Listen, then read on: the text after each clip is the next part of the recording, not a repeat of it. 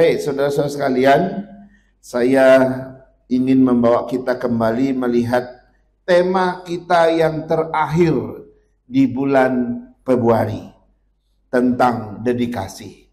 Saudara, sepanjang bulan Februari kita sudah membahas tentang dedikasi. Apa itu dedikasi? Apa saja alasan seseorang harus mendedikasikan hidupnya kepada Tuhan? Kita juga sudah lihat apa saja hambatan-hambatan seseorang mendedikasikan dirinya buat Tuhan. Lalu hari ini saudara, saya tidak mau saudara ketinggalan. Hari ini apa saja kekuatan atau power dari dedikasi kepada Tuhan itu. Saudara, seringkali kita mendengar kata ini, kata yang sangat familiar untuk kita dengar. Oh, dedikasi, iya, saya tahu kok gitu ya. Tapi apakah betul kita hidup di dalamnya atau menjalaninya berdasarkan prinsip firman Tuhan?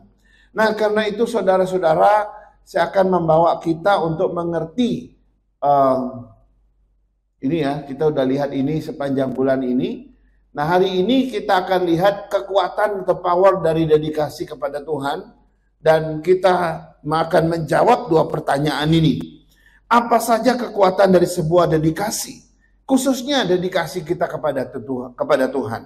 Saudara, waktu kita mendedikasikan hidup kita kepada Tuhan, itu memiliki suatu dampak yang luar biasa. Baik kepada diri kita, kepada komunitas kita, kepada gereja kita, mungkin juga kepada keluarga dan masyarakat kita. Yang kedua, nanti kita akan lihat yang hampir mirip saja. Apa saja power dari setiap dedikasi kita kepada Tuhan. Kita akan lihat satu persatu, saudara. Yang pertama, ini dia. Ya, apa saja kekuatan atau power dari dedikasi kepada Tuhan. Yang pertama adalah dedikasi yang tinggi kepada Tuhan. Itu akan membuat engkau bertumbuh secara spiritual. Yakinlah saudara. Yakinlah ketika saudara berdedikasi kepada Tuhan, mendedikasikan diri dan hidup saudara pada Tuhan, maka saudara akan bertumbuh secara spiritual, ya, secara rohani. Saudara, ada dua ayat yang mau kita baca. Coba kita baca bersama-sama. Kolose 2 ayat 6 sampai 7. Ya, semua membaca. 2, 3. Kamu telah menerima Kristus Yesus Tuhan kita. Karena itu hendaklah hidupmu tetap di dalam Dia. Hendaklah kamu berakar di dalam Dia dan dibangun di atas Dia.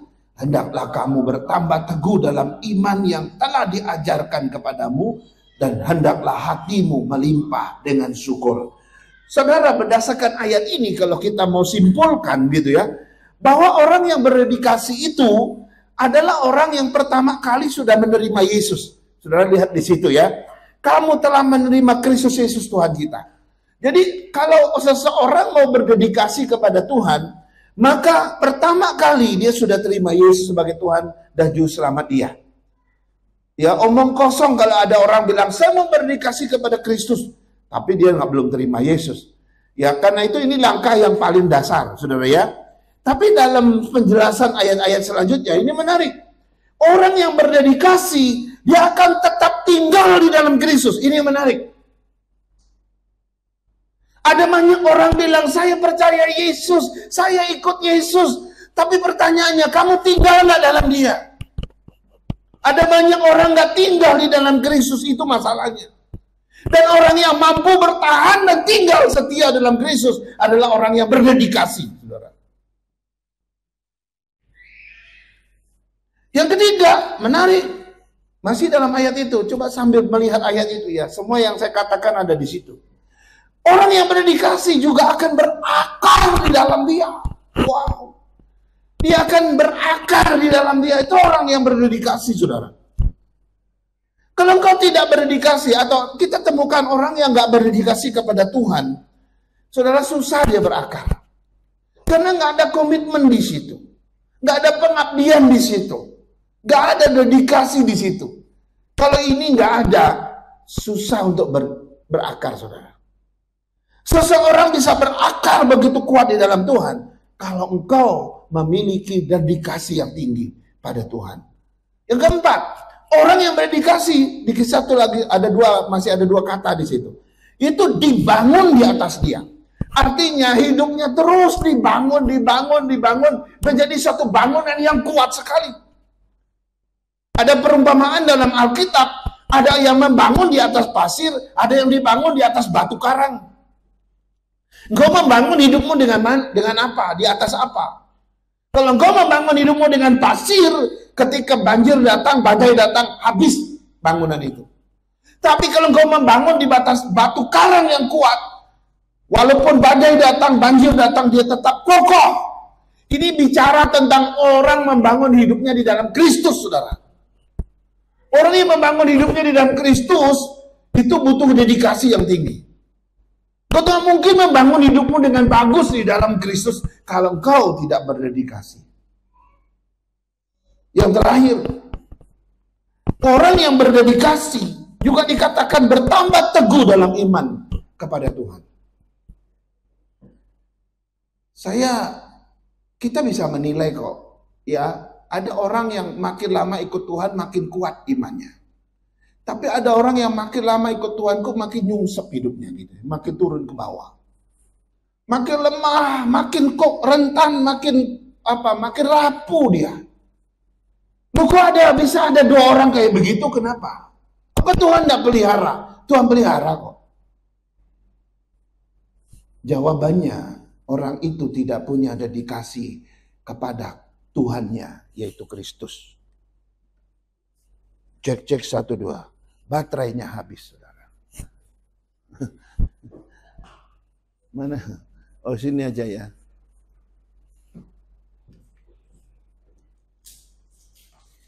Cek 1, 2. Pindah ke yang kiri tadi ya. Cek 1, 2. Cek 1, 2. Sudah nyala. Cek 1, 2. Cek 1, 2. Hah? Sudah.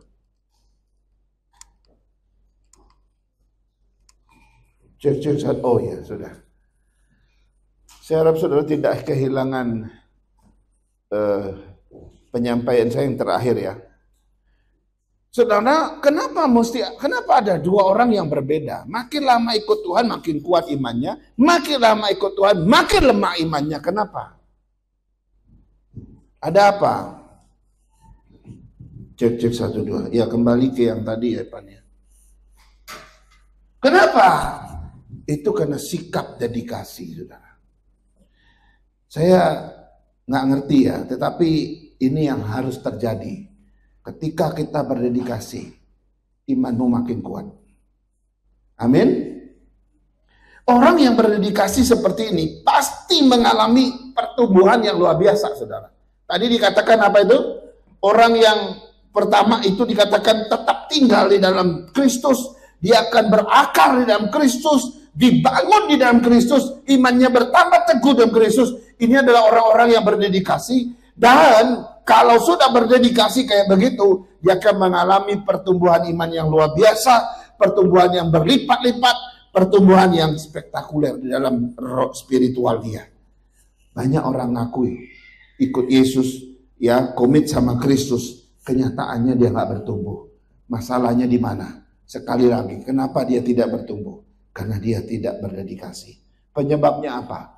Ternyata kalau kita cek, mungkin dia tidak tinggal di dalam Tuhan. Dia tidak berakar di dalam Kristus. Dia tidak dibangun di dalam Kristus. Dia dibangun berdasarkan prinsip-prinsip dunia ini. Dia tidak bertambah teguh, imannya makin nyungsep. Itu ada orang seperti itu di dalam gereja. Jadi seseorang yang percaya Yesus sekalipun belum tentu mengalami pertumbuhan secara spiritual dengan baik. Karena dia mesti memiliki dedikasi. Dia kalau tidak berdedikasi, dia cuma percaya lalu berhenti, maka tidak ada pertumbuhan, saudara. Banyak orang terima Yesus sebagai Tuhan dan Juru Selamatnya, tapi di situ mandek, stop di situ aja. Dia tidak bertumbuh lagi, dia tidak berkembang lagi. Akhirnya apa? Ketika badai datang, habislah dia. Ini yang terjadi, saudara. Saya nggak tahu seperti apa imanmu hari ini ya. Saya berharap jangan sampai kita terima Yesus dan itu berhenti di situ, ya. Jangan sampai kayak salah satu jemaat kita di Belitung tempo hari, ya, sudah dibaptis di gereja bertahun-tahun, Setelah dengar orang gereja omongin dia, sakit hati dia. Oh, itu dulu dibaptis gak pernah ke gereja. Tiba-tiba dia datang ke gereja, ketemu sama contoh kita. Nih, saya kembaliin Alkitabnya. Loh, ada apa kok? Saya enggak suka saya. Orang ngomongin saya dulu dibaptis. Ya, enggak pernah ke gereja, tersinggung saya. Nih, saya balikin aja Alkitabnya. Karena waktu dibaptis dikasih Alkitab. Itu kedua kali dia ikut injak gereja. Jadi injak gereja pertama waktu dibaptis, injak gereja kedua kembalikan Alkitab, nggak jadi ikut Tuhan. Ada orang begitu ya? Aneh kan? Ya, saudara, seorang teolog yang C.S. Lewis pernah berkata begini, pertumbuhan spiritual membutuhkan waktu, sebab itu bukan sesuatu yang dapat dipercepat atau dipaksakan, tetapi membutuhkan komitmen dan dedikasi seumur hidup. Betul tidak? Saudara, bertumbuh di dalam Tuhan itu, saudara pikir cuma setahun ini gitu? Enggak. Cuma separuh usiamu nanti gitu? Enggak. Seumur hidup. Betul, pertumbuhan itu nggak bisa dipaksakan. Itu harus berjalan sesuai dengan naturnya.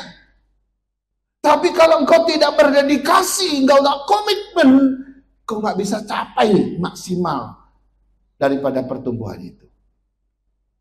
Wow. Sekarang kita lihat yang kedua. Oh, ada yang kedua. Joyce Meyer, ini satu perempuan yang sering terkenal di TV ya. Dia bilang begini, pertumbuhan spiritual adalah sebuah proses yang berkelanjutan dan yang membutuhkan komitmen, disiplin, dan dedikasi. So, saudara, ini seorang ibu ini luar biasa. Dia pembicara, dia penulis, dia pengkhotbah. Siapa yang nggak kenal dia? Ya, luar biasa ibu itu. Kita harus mengikuti satu proses yang terus-menerus dan berkelanjutan. Dan itu membutuhkan 3 hal tadi. Ya.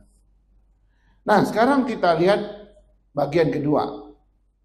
Yang kedua adalah dedikasi yang tinggi kepada Tuhan akan membuat hidupmu semakin berkarakter. Ini luar biasa ya.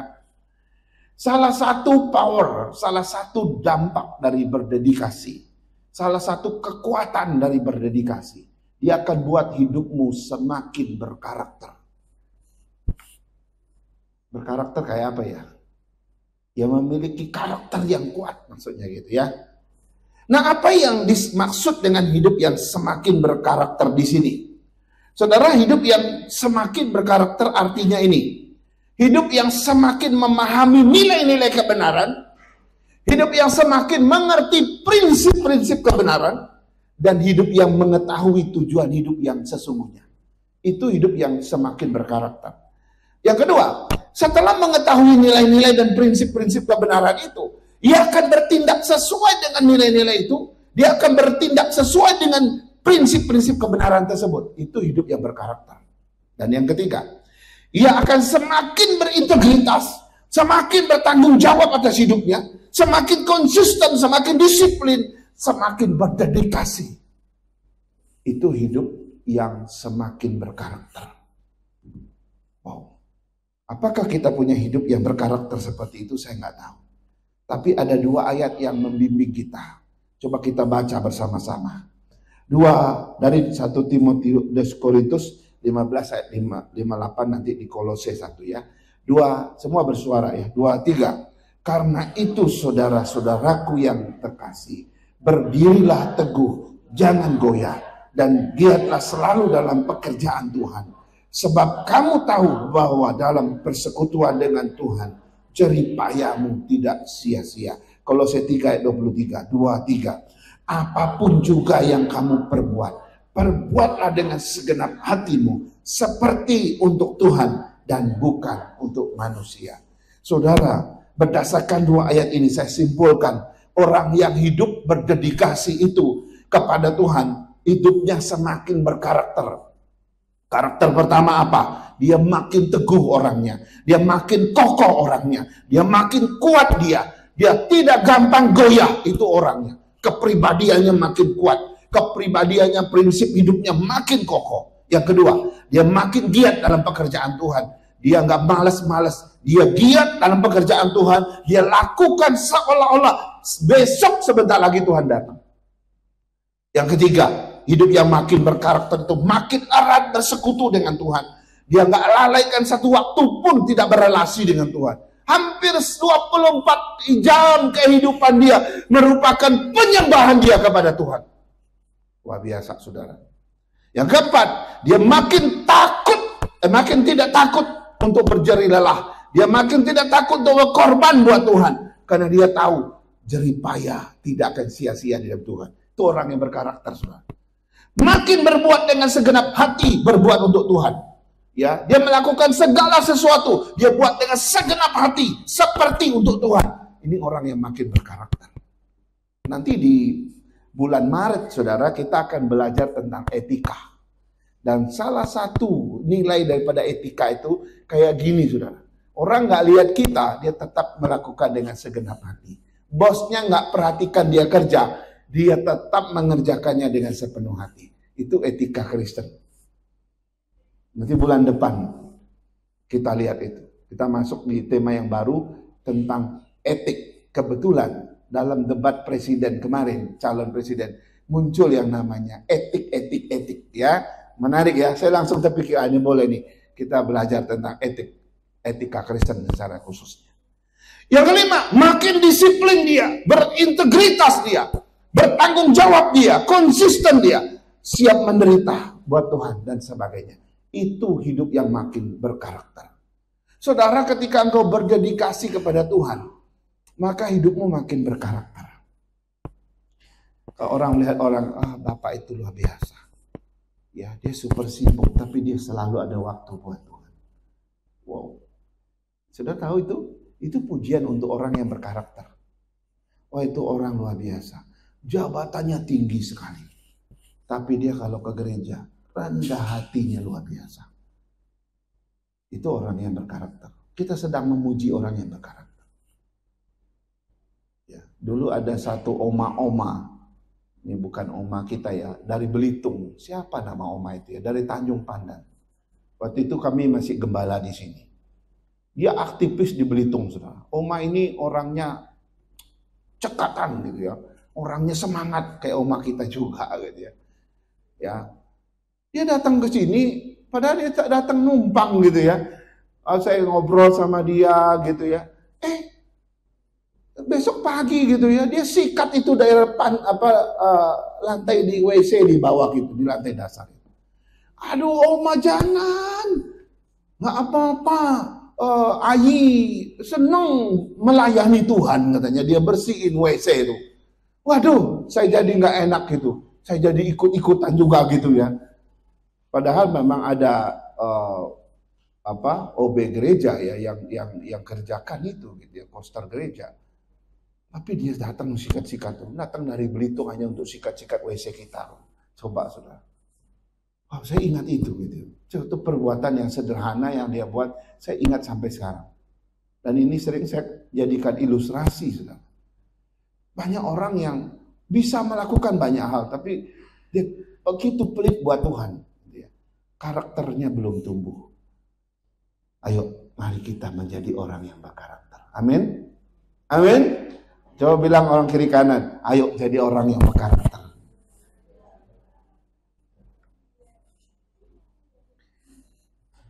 Billy Graham, ini pendapat Billy Graham ya tentang itu ya.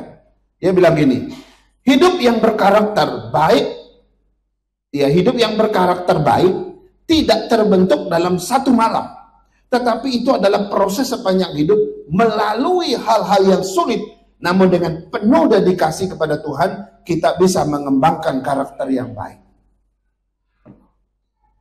Ayo, ini sekolah seumur hidup, bukan sekolah 3 tahun, 4 tahun, 5 tahun kuliah selesai. Enggak, menumbuhkan karakter yang menarik, yang baik seperti ini, itu seumur hidup. Seorang lagi yang bernama Charles Stanley, ya, Charles Stanley berkata begini, karakter yang baik adalah buah dari hidup dalam kebenaran Tuhan secara konsisten dan berdedikasi. Ketika kita membiarkan Alkitab membimbing kita, maka kita akan mengembangkan karakter-karakter yang baik. Wow. Saya harap saudara, mari kita belajar mengembangkan karakter. Saya tidak bilang saya sempurna. Saya juga sedang belajar seumur hidup. Saudara juga belajar. Kapan kita sempurna, kita nggak tahu. Tapi waktu Tuhan Yesus datang, Dia ingin bertemu dengan kita, sudah serupa dengan Dia. Amin. Sekarang kita lihat yang ketiga, saudara. Apa kekuatan, power atau dampak daripada dedikasi? Yang ketiga adalah dedikasi yang tinggi kepada Tuhan akan membuat engkau semakin terampil dalam berbagai hal yang memuliakan dan menyenangkan hati Tuhan. Ini yang ketiga, saudara. Ya, makin kau berkarakter di dalam Kristus, kau makin ahli menyenangkan Dia, kau makin terampil memuji Dia, kau makin apalagi makin mahir di dalam memuliakan Dia. Coba kita baca satu ayat dari 1 Korintus 3 ayat 10. Semua membaca 1 Korintus 3 ayat 10. 2, 3.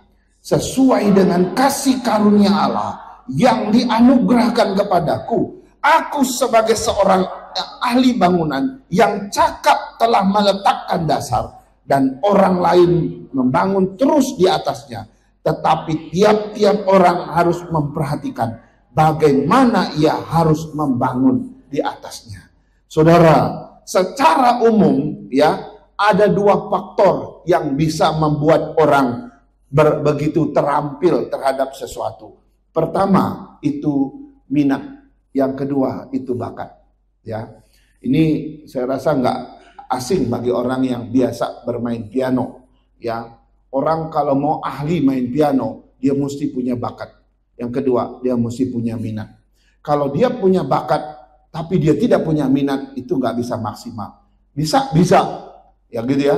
Atau dia nggak punya minat yang tinggi, tapi dia nggak punya bakat. Bisa juga, tapi nggak sehebat orang yang punya dua-duanya. Gitu kira-kira ya.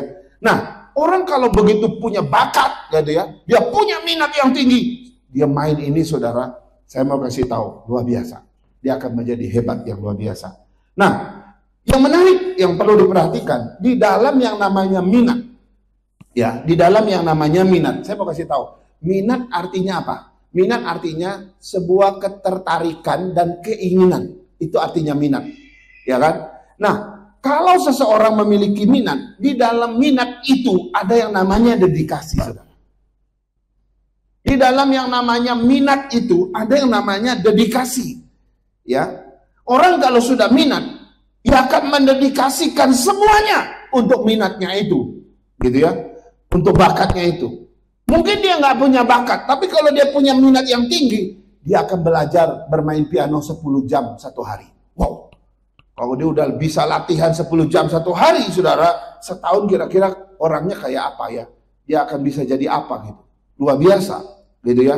Jadi kalau sudah latihan 10 jam yang penuh dedikasi itu, saudara lihat aja, hasilnya pasti luar biasa. Nah, begitupun dengan Tuhan, saudara. Begitupun dengan Tuhan. Dedikasi dengan Tuhan juga sama. Tadi di dalam 1 Korintus 3 ayat 10, Rasul Paulus bilang begini, aku ini ahli bangunan. Kok dia bisa dengan sombong berkata, aku seorang yang ahli membangun, aku ahli bangunan. Aku bisa meletakkan dasar yang baik, setelah itu orang bangun di atasnya. Kenapa dia bisa ahli dalam membangun? Kenapa Paulus bisa mengatakan aku ahli bangunan? Bangunan yang dimaksudkan dia bangunan hidup dalam iman, hidup dalam kerohanian, bukan bangunan fisik begini ya. Kenapa? Karena dia memang melakukan pelayanan itu dengan penuh dedikasi kan. Dia bangun jemaat ini, dia bangun jemaat ini, dia bangun jemaat ini, bangun jemaat ini. Ada begitu banyak dia membangun. Sehingga dia menulis 14 kitab, 14 surat di dalam Alkitab kita. Paulus seorang ahli bangunan yang betul-betul ahli. Pertanyaannya, kenapa Paulus bisa begitu ahli dalam membangun iman umat Tuhan di Korintus? Jawabannya sederhana, karena dia melakukannya dengan penuh dedikasi. Sehingga ketika dia meletakkan dasar yang benar, orang tinggal membangun di atasnya, mendirikan umat Tuhan di atasnya. Jadi semakin seseorang berdedikasi, dia makin terampil dalam berbagai hal. Dia makin ahli dalam berbagai hal. Misalnya, kita akan makin, kalau kita berdedikasi tinggi kepada Tuhan, kita makin terampil dalam melayani Tuhan. Kita akan makin terampil dalam pengajaran. Kita akan makin terampil dan ahli dalam penginjilan. Kita makin terampil dalam perbuatan-perbuatan iman. Dan makin terampil pula dalam perbuatan-perbuatan yang memuliakan, yang menyenangkan hati Tuhan. Serta berbagai-bagai macam kegiatan lainnya. Wow. Kayak tukang ya. Tukang lihat gini ya. Dia lihat aja, oh ini pasang ini. Oh iya. Kenapa dia bisa terampil begitu? Begitu dia buat, begitu bagus. Waktu dia lihat modelnya kayak apa? Saya butuh 5 ruangan gitu ya. Satu ruangan satu ruangan tamu, satu ruangan dapur, satu apa lagi gitu. Kasih dia. Ya, arsitek melihatnya, oh dia menggambar begitu ahli. Dikasih ke tukang lihat, dia kerjakan persis seperti arsiteknya. Kenapa mereka bisa membuat itu begitu bagus? Karena mereka sudah ahli membangun. Dan itu didapat melalui pengalaman mereka belajar dan dedikasi mereka yang tinggi dalam mengerjakannya. Di dalam iman juga begitu, saudara. Ada satu bapak majelis sampai hari ini belum bisa berdoa. Kalau suruh dia berdoa, aduh jangan dulu ya, jangan suruh saya berdoa ya. Nggak bisa doa ya. Suruh doa di kelompok kecil aja, doanya bergetar. Kayak demam gitu. Kamu demamnya enggak gitu. Tapi kenapa kamu bergetar? Apa ya namanya itu ya? Enggak, gugup ya. Dak dik duk gitu. Kenapa bisa begitu? Karena belum terbiasa dan belum melakukannya dengan penuh dedikasi. Jadi Paulus dia punya sesuatu keahlian karena dia sangat berdedikasi dalam melayani Tuhan. Itu yang ketiga. Sekarang kita lihat yang keempat. Yang keempat, ini dia. Apa dampak? Apa kekuatan, apa power dari yang namanya dedikasi. Dedikasi yang tinggi kepada Tuhan akan membuat engkau mencapai tujuan yang baik dari Tuhan. Luar biasa. Kita baca satu ayat ini dari Galatia 6 ayat 9. Kita baca, semua membaca. 2, 3. Janganlah kita jemu-jemu berbuat baik. Karena apabila sudah datang waktunya, kita akan menuai jika kita tidak menjadi lemah. Saudara, jangan jemu-jemu berbuat baik. Kata jemu-jemu di situ apa artinya? Jangan jemu-jemu bisa diartikan perbuatan baik, berbuatlah baik terus-menerus. Itu artinya. Berbuatlah baik secara konsisten dan perbuatan baik yang berdedikasi. Itu artinya jangan jemu-jemu berbuat baik. Ya, itu adalah perbuatan yang terus-menerus, perbuatan yang konsisten, perbuatan yang berdedikasi. Kalau entar buat baik, entar berbuat baik, entar lagi buat baik. Kalau lagi senang hatinya, dia mau berbuat baik. Kalau hatinya lagi gak suka, dia gak mau berbuat baik. Cenderungnya berbuat jahat gitu ya. Nah itu orang yang gak konsisten, orang yang gak dedikasi dalam perbuatan baiknya, dan orang yang tidak terus-menerus. Maka ketika nasihat ini diberikan, jangan jemu-jemu berbuat baik. Artinya itu perbuatan yang penuh dedikasi. Dan semua perbuatan yang tidak jemu-jemu, terus-menerus, tidak konsisten, tidak berdedikasi, pada akhirnya tidak akan mencapai tujuan. Tapi perbuatan yang baik, yang terus-menerus, yang konsisten dan berdedikasi, pasti mencapai tujuan. Nah, apa tujuannya? Dalam konteks ayat itu, saudara, di situ ada kalimat begini, jangan jemu-jemu berbuat baik, ya, berbuat baiklah terus-menerus, konsisten, berdedikasi, kamu akan mencapai tujuanmu, yaitu kamu akan menuai pada waktunya. Kita akan menuai, saudara. Kamu akan menuai apa yang kamu tabur. Kamu akan menuai apa yang kamu lakukan, apa yang kamu berikan kepada orang lain. Jadi dalam dedikasi pun ada hukum tabur tuai, saudara. Jelas ya. Nah, apa yang kita taburkan, saudara? Kalau kau menabur perbuatan baik, kau akan menuai perbuatan baik. Kalau kau menabur kasih, kau akan menuai kasih. Kalau kau menabur kebaikan, kau akan menuai kebaikan. Kalau kau menabur kemurahan, kau akan menuai kemurahan. Semuanya kita akan tuai. Semua tujuan itu akan kita capai pada akhirnya. Ya, kenapa? Karena Tuhan kita selalu membalas perbuatan orang-orang yang baik, bukan? Ini saya nggak ngomong sisi yang jahat loh ya. Orang yang berdedikasi kepada Tuhan, dia akan selalu menabur. Dan apa yang dia tabur itu dengan tidak jemu-jemu berbuat baik, dia akan mencapai tujuannya, yaitu menuai apa yang dia tabur.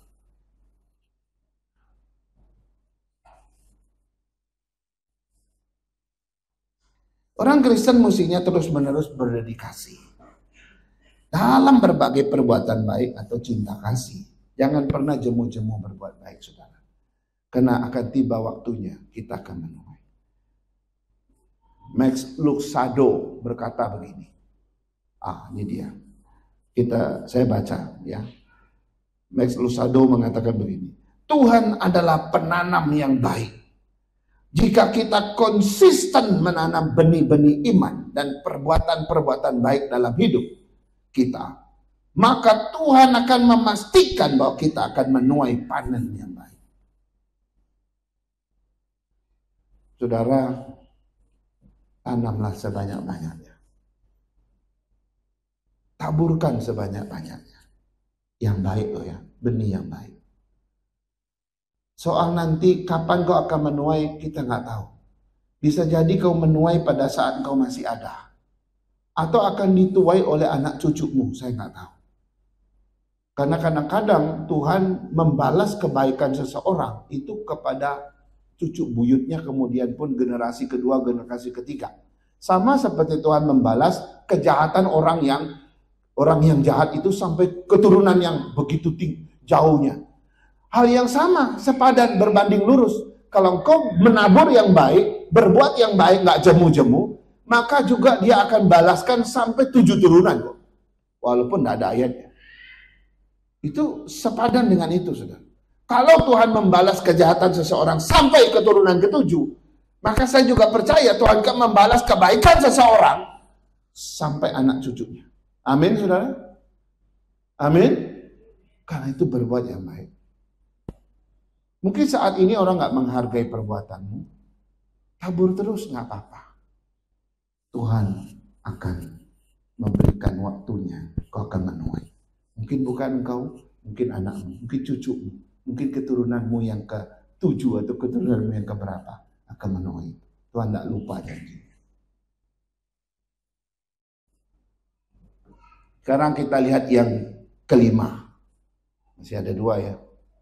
Yang kelima, apa dampak daripada dedikasi kepada Tuhan? Apa kekuatan dan power daripada dedikasi kepada Tuhan? Yang kelima, dedikasi yang tinggi kepada Tuhan itu akan membuat engkau tahan uji dalam berbagai tantangan, kesulitan dan pencobaan. Kau akan tahan uji itu.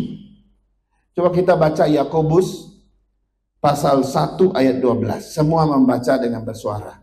2, 3. Berbahagialah orang yang bertahan dalam pencobaan.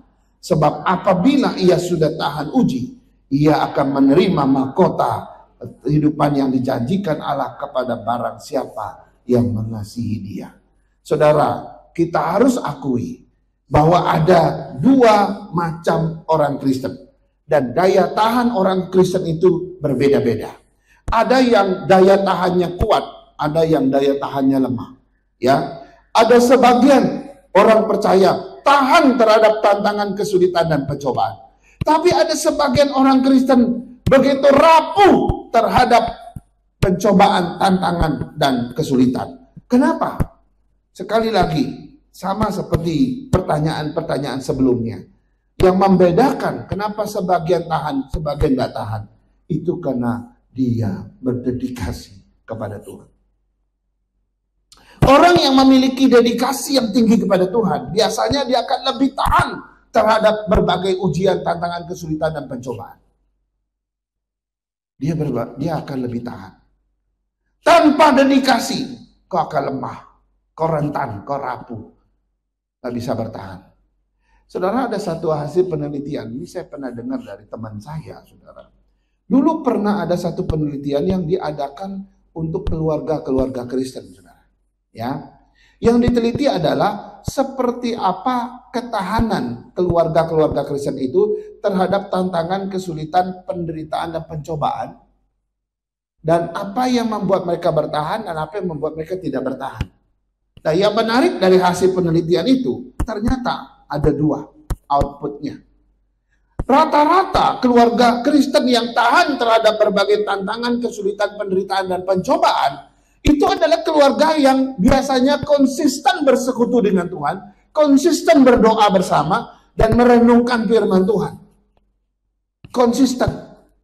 Berarti kalau konsisten di situ ada dedikasi yang tinggi.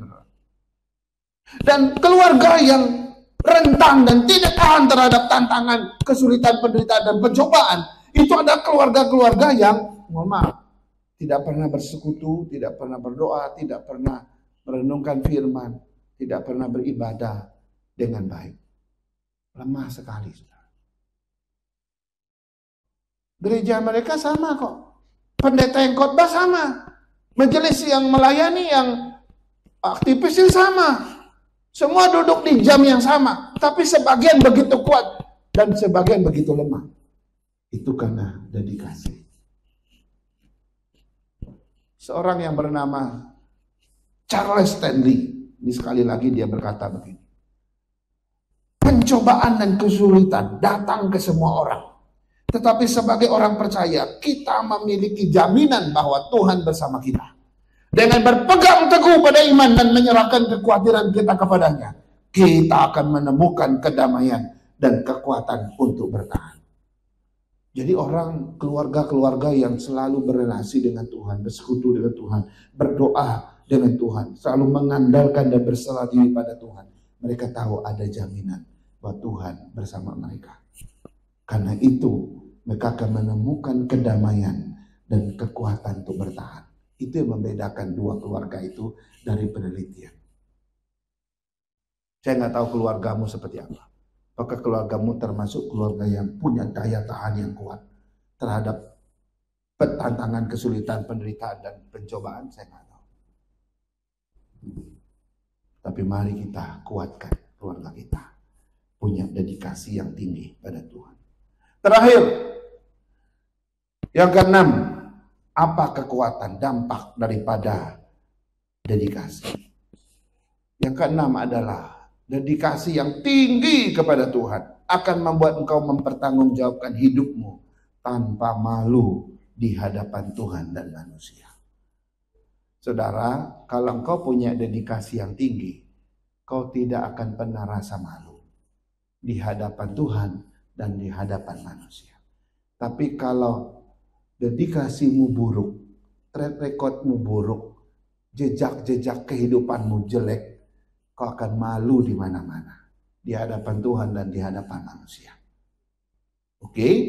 Ada satu ayat yang perlu kita baca dari 2 Timotius 2 ayat 15. Ayo kita baca bersama-sama. 2, 3. Usahakanlah supaya engkau layak di hadapan Allah sebagai seorang pekerja yang tidak usah malu, yang berterus terang memberitakan perkataan kebenaran itu. Saudara, dari ayat ini kita bisa mengerti bahwa orang yang berdedikasi itu, dia akan selalu berusaha untuk layak di hadapan Tuhan dan di hadapan manusia. Orang yang berdedikasi itu, saudara, dia akan selalu berusaha untuk pantas di mata Tuhan, di mata manusia. Orang yang berdedikasi itu dia akan selalu berusaha untuk berkenan di hadapan Tuhan dan juga di hadapan manusia. Luar biasa. Nah, orang kalau sudah layak dan berkenan di mata Tuhan dan manusia sekaligus, ia pasti tidak akan malu. Dia akan menyatakan kebenaran itu apa adanya. Seperti Timotius, gak usah malu ngomong apa adanya ke orang yang berdedikasi terhadap pelayanan Injil. Tetapi perasaannya akan berbeda sekali apabila hidup kita tidak layak di mata Tuhan dan di mata manusia. Perasaan kita akan berbeda sekali apabila hidupmu tidak berkenan di hadapan Tuhan dan juga di hadapan manusia. Yang ada adalah rasa malu, rasa tidak layak, ya, rasa rendah diri, rasa bersalah, rasa tidak percaya diri.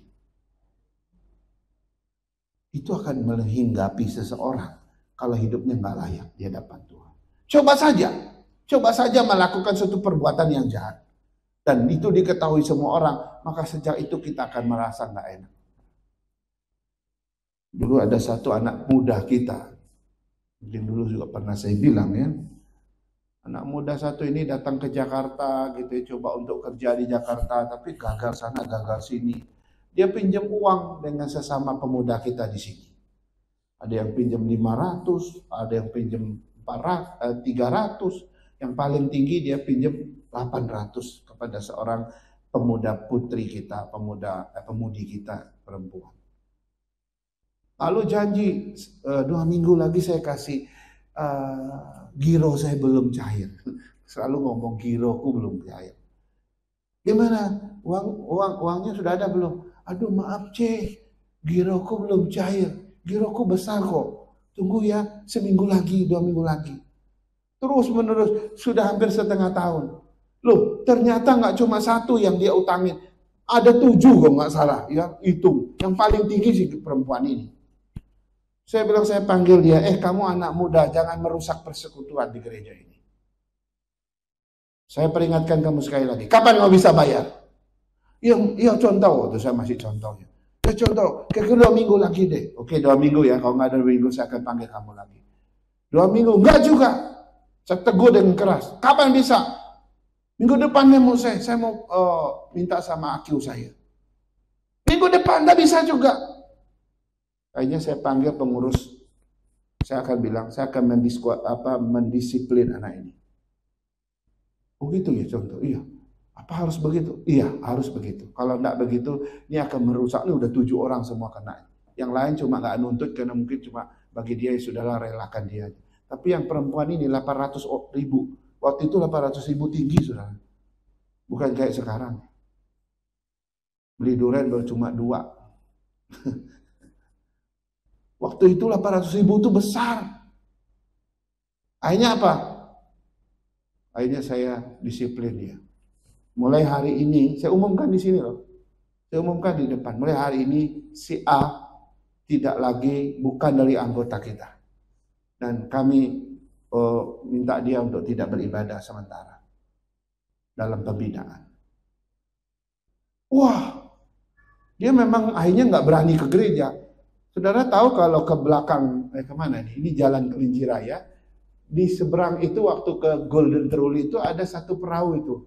Perahu yang untuk orang nyebrang kalau mau ke Golden Truly. Waktu itu belum ada pembatas itu ya. Jadi ada satu bapak tukang tarik orang nyebrang, bayar 1.000, 2.000 kalau nyebrang. Dia duduk di situ hari-hari, jadi tukang tarik perahu itu saudara. Sehingga jemaat kita merasa ibah gitu ya. Hanya kumpulin duit, beli tiket, ayo kamu pulang ke Bangka. Saudara, kita nggak bisa seperti itu ya.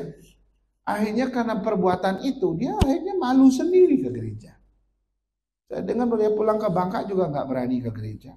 Dan memang akhirnya orang ini yang bukan orang yang percaya Tuhan. Kesimpulan saya. Karena dia merusak sekali. Hamba Tuhan harus berani seperti itu. Ya. Jadi kita mesti terus berdedikasi saudara. Kita suatu saat akan berani mempertanggungjawabkan hidup kita di hadapan Allah dan manusia. Karena kita dipandang layak dan diberkenan oleh Tuhan dan juga oleh manusia. Terakhir, ada dua orang tokoh yang berkata luar biasa. Sekali lagi, Joyce Meyer ini berkata begini, ya, ketika kita semua mempertanggungjawabkan hidup kita kepada Tuhan, kita tidak hanya melihat dosa kita dan kesalahan kita, tetapi juga bagaimana kita telah menggunakan talenta dan karunia-Nya selama hidup kita. Saudara, suatu saat kita akan mempertanggungjawabkan hidup kita di hadapan Tuhan. Yang terlihat katanya nggak cuma hal-hal yang baik, tapi apa yang telah kita lakukan akan diperlihatkan, tetapi sudah diampuni bagi mereka yang sudah datang kepada Tuhan. Yang ketiga, orang yang kedua, C.S. Lewis sekali lagi, dia mengatakan begini, setiap tindakan kita, setiap kata yang kita ucapkan, setiap pemikiran kita akan ditinjau oleh Tuhan. Karena itu, tidak ada cara lain selain hidup berdedikasi di hadapan Dia, kepada Dia. Setiap kata-kata kita akan ditinjau, pikiran kita akan ditinjau, perbuatan, tindakan kita akan ditinjau oleh Tuhan. Suatu saat kita akan bertanggung jawab atas semua itu. Ayo kita atasi dengan hidup berdedikasi yang tinggi kepada Tuhan. Supaya ketika hari itu tiba, kau bisa mempertanggungjawabkan hidupmu di hadapan Tuhan. Mari kita berdoa. Kami bersyukur dan berterima kasih ya Tuhan. Karena firman-Mu yang telah mengajarkan kami, juga telah mengingatkan kami tentang pentingnya dedikasi. Begitu berdampak, begitu punya power dan kekuatan dalam diri kami ketika kami hidup di dalamnya. Ajar kami untuk berjalan di dalam kehidupan yang berdedikasi itu. Setiap jemaat kami dan setiap pribadi lepas pribadi, biarlah ketika kami pulang dari tempat ini, kami pulang sebagai orang yang mengambil komitmen untuk hidup berdedikasi di hadapan Tuhan. Karena itu Tuhan, ubah hidup kami hari ini dan jadikan kami orang yang berbeda ketika kami kembali ke tempat kami masing-masing. Dan kami akan melihat dampak yang luar biasa. Terima kasih, dalam nama Yesus kami berdoa. Amin. Amin.